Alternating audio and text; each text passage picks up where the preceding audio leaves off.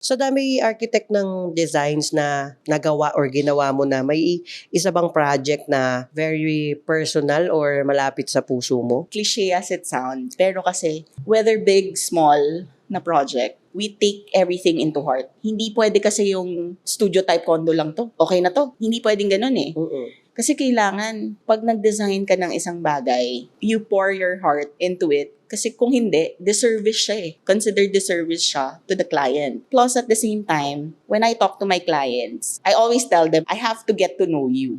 Okay? Kasi when we don't design kasi gusto namin. Yes. We design because ito yung gusto mo, ito yung kailangan mo, and ito lang yung kaya mo. Okay? So, there's 3 things. Need, wants, and your budget. Yun, sinasabi ko sa kanila na we really have to get personal or else yung magiging design natin is beautiful lang sa akin eh.